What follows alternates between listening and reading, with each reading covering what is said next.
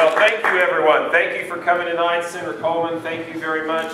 David Norcross, thank you. And we have Ambassador Bolton here. And I'm going to say a few words, and then we're going to bring John up after that. This is a very important election. I don't think the stakes have been higher. And what we have is an individual who is a career politician who for the last 20 years has spent your money, raised your taxes, and the results are $13 trillion of debt, $1.5 trillion of a budget deficits as far as the eye can see. We've got an unemployment rate of 9.6%. We just saw new car sales reports coming out last week or last month, worst that they've ever been. New home sales in the very low.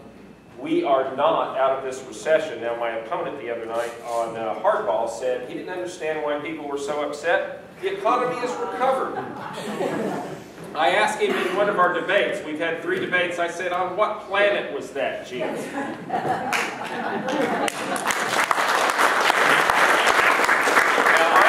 I'm a pretty simple guy. I was raised by a single mother. She was a librarian in an elementary school.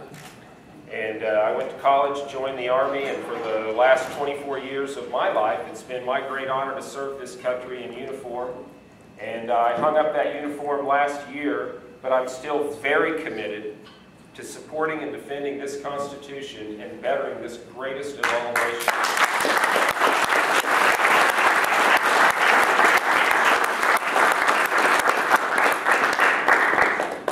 But to that end, ladies and gentlemen, we are in trouble. None of the numbers look good. You know, last year we graduated 70,000 engineers. Half of them are going to go back to their countries where they're from. 70,000. China graduated 700,000 engineers. China owns our debt. China is our banker. And we have Ambassador Walcott with us tonight, who is working hard with the issues of religious freedom around the world. And I just had a great meeting and a lunch with Congressman Frank Wolf yesterday, who speaks very eloquently about how Christians in China are persecuted in prison and everything else. That's our banker. The reason they're our banker is that we have congressmen like Jim Moran who have run up our debt and our deficit for 20 years, and it's time that we change that. I'm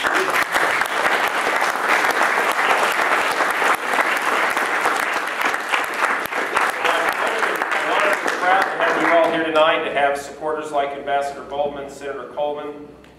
Now, the bad news is Jim Moran just got a nice endorsement the other day. It's from MoveOn.org. So we wrote that one off. But, you know, when you look at MoveOn.org and George Soros and the fact that they would like Israel to negotiate with Hamas, negotiate with an institution whose reason for existence is the destruction of Israel. You know, there's one of the great things about AIPAC, one of the great things about our relationship with Israel, the United States relationship with Israel, is that it's been bipartisan.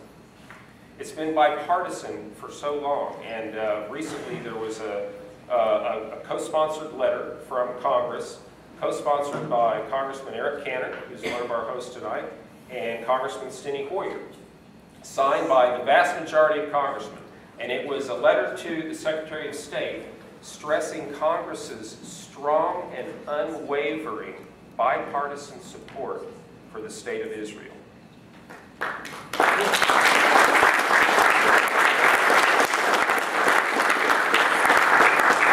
going to give you 3 guesses who did not sign that letter.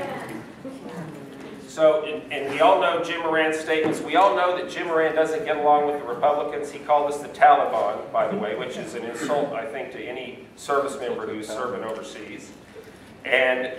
So we know he doesn't get along with Republicans. Well, after he made numerous anti-Semitic remarks, it hasn't been that long ago that a number of Democratic congressmen published an open letter, Nancy Pelosi being one of them, recommending that he not run for Congress. Don't seek re-election, Jim. So he doesn't work and play well with pretty much anybody. And I think what we need, ladies and gentlemen, is we need some new leadership in Congress. We need some people who are going to go in and be willing to work in a bipartisan, pragmatic manner and put the needs of the American public in front of their own desire to get reelected. And that's why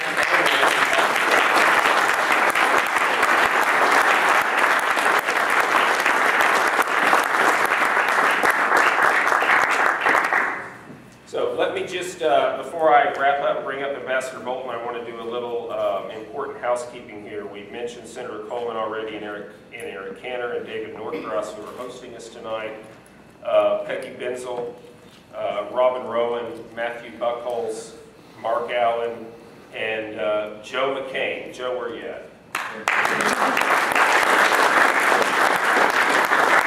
Yeah, Senator John McCain did an event last week, and Joe, we infiltrated Joe to do the introduction, and he got about, I don't know what, 30 seconds in, and John said, Joe, just finish up. All right. So, but that was terrific. Listen, when I decided to do this, when I decided to run for Congress and retire from the Army, the first person I talked to was Ambassador John Bolton. John was a mentor for me. He was my old boss. They send 50 military officers a year over to the State Department to try to straighten it out. And we failed. But in the course of that, I met Ambassador Bolton and had the great good fortune of going up to New York when he was our ambassador to the United Nations up there. And so it's an honor to have someone who has been such a fervent supporter of American sovereignty and American national interests around the world, from his positions in the State Department and international organizations to Undersecretary of Arms Control and International Security, to the United Nations, to the Justice Department. I believe that with all of that, I think John's greatest contributions to this country are yet to be seen. Yes. So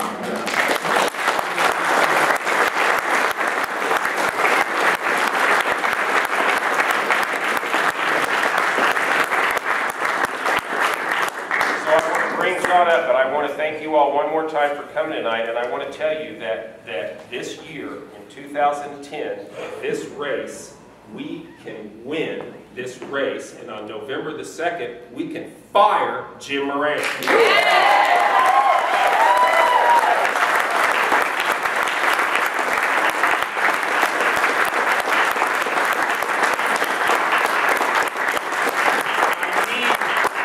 I need you all. I need you. I need your support. I need your contributions. I need your get out the vote effort. I need you to come down to 801 North Fairfax, where our headquarters are, and make some calls with us. I don't need, well, good luck, Patrick. I hope that works out for you. It's not going to do it.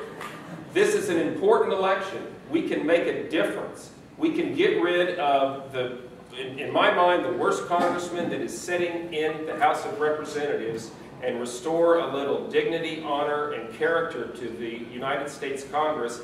That's why I'm running for Congress. That's why I'm asking for your support and for your vote on November the 2nd. Thank you all so much for coming out.